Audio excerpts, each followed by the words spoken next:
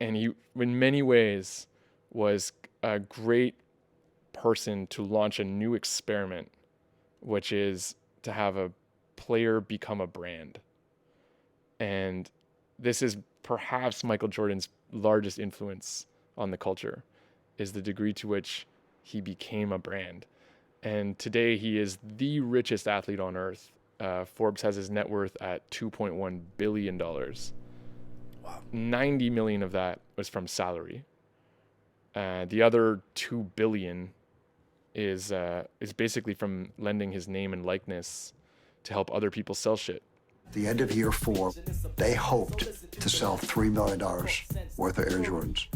In year 1, we sold 126 million. I get paid when my record is played, to put it short. I got it made.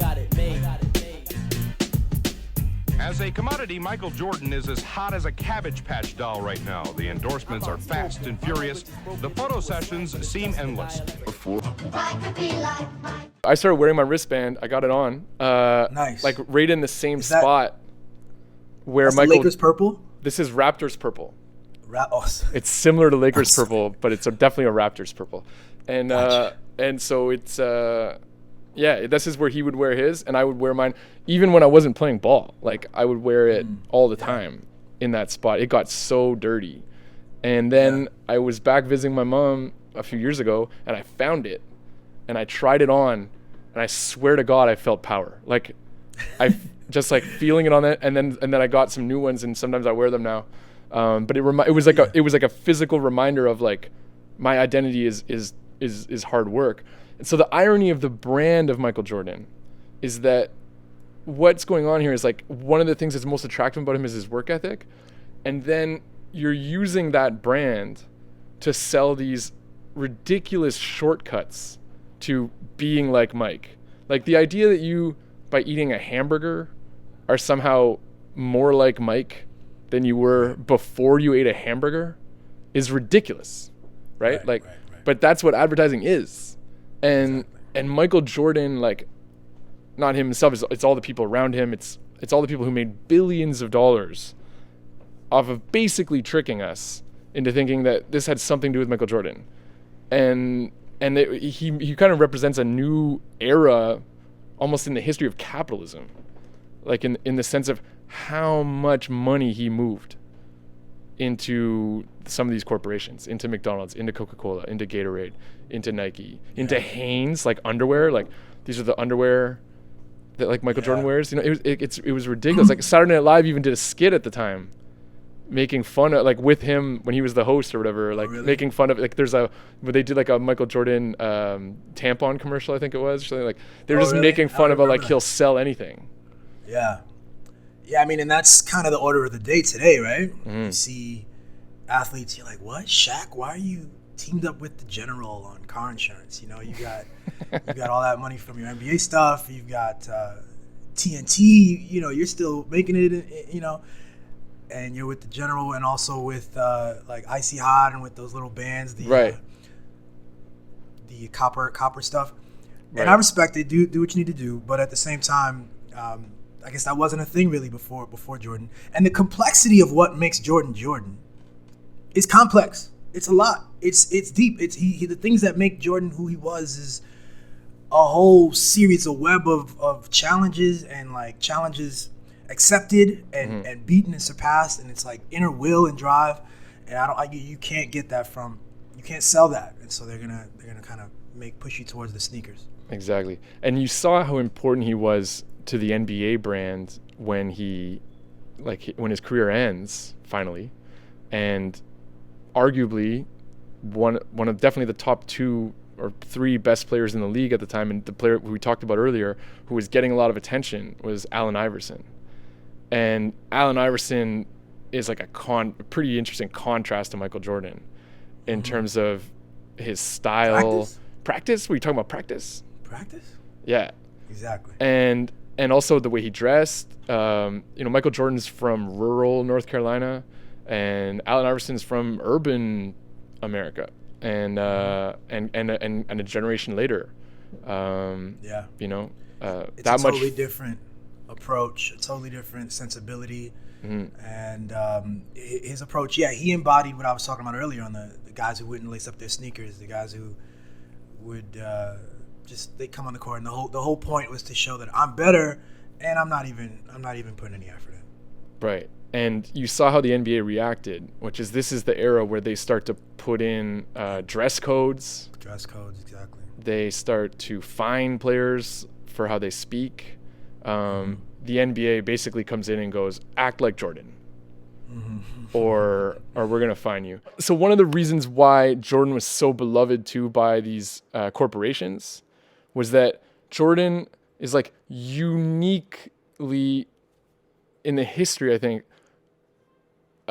his allegiance to these brands was something that was like just wild, like just absolutely wild. Like he comes on the Letterman show before he wins his championships. I think this is like 1990 or something. He comes on the Letterman show, and his first thing he says to Dave is, "Dave, I have one question." I got one thing to say. Yeah, what's that? I see Adidas shoes. Yeah.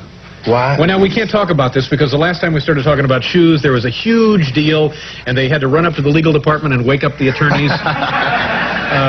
So we can't talk about shoes. Oh, okay. I thought it was Patrick Ewing. He was wearing Adidas. Now I know you got a huge contract with the company. Put your feet down. Now, how much do you... No, stop that. Now, they won't let any of this on. Okay. Now, how much do you get paid just to wear these shoes? A lot. Wow. I had no clue about that. Yeah. That's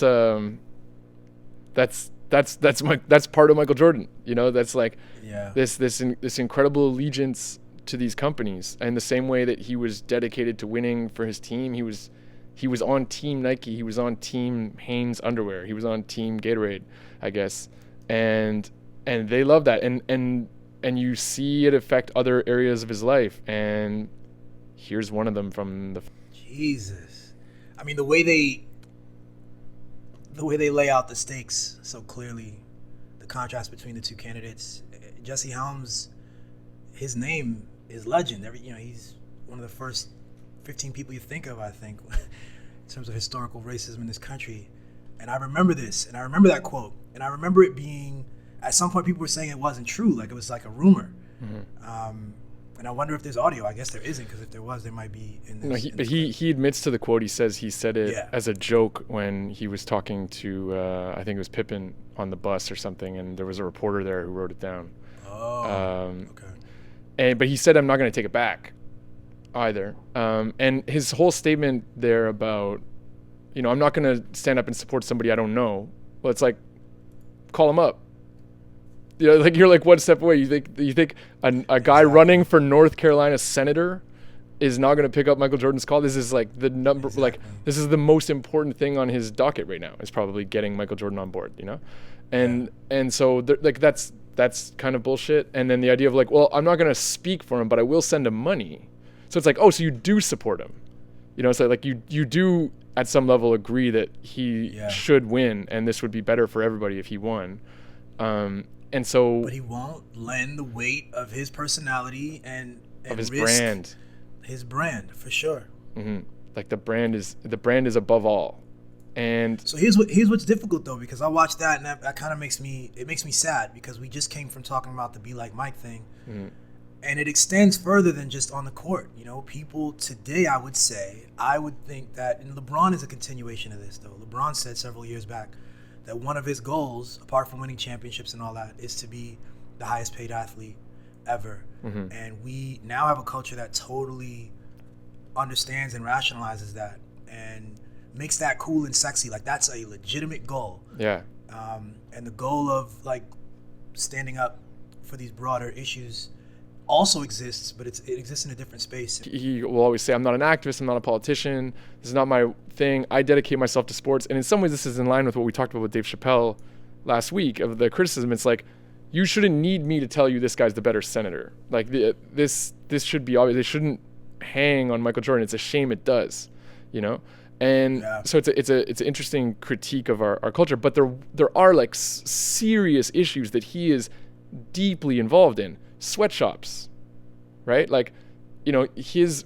wealth, the reason, like, Stephon Marbury was able to sell those shoes for $15 because that's how much they cost to make, or less than that, right? Jordan's Jordans are going for $250 or $200 or whatever, and they cost $10 to make. And why? Because there's sweatshops in China where people have horrible living conditions. So like he would never say a word about any of that stuff. There was whole campaigns to try and get him to speak out on that, the Students Against Sweatshops movement and all this stuff. He was totally silent on that stuff. McDonald's and factory farms, Coca-Cola and dead union leaders all over the world. There's total silence on all of these fronts, and that's kind of continued to today. And we take that as normal. And what did you think about Barack Obama's thing about, there's extra burden on African Americans to speak up politically that white athletes or other athletes don't have? And I agree with that, and I think that's a terrible thing. And I want to live in a world where Kevin Love and Steve Kerr and Dirk Nowitzki and the white athletes have the same pressure to go out and support the black Senate candidate who's running against Jesse Helms. Yeah. Yes, I do want to live in that world as well. I'm trying to remember Steve Nash. What did Steve Nash made a big public? Steve Nash spoke out on the war in Iraq when he was at the height of his career. When Steve Nash was Steve MVP. Nash. MVP of the league. MVP Steve Nash, hair flying, running around the court like a madman. Yeah. And he took the opportunity to say what he knew was right. Yeah. And I just think, I don't know if I've ever had a pair of Jordans, but I certainly wear Nike stuff. I certainly wear Air Jordan like shirts I've had, stuff like that. Mm-hmm. There's just an extra level of support and love I have for the athlete that is willing to take that risk.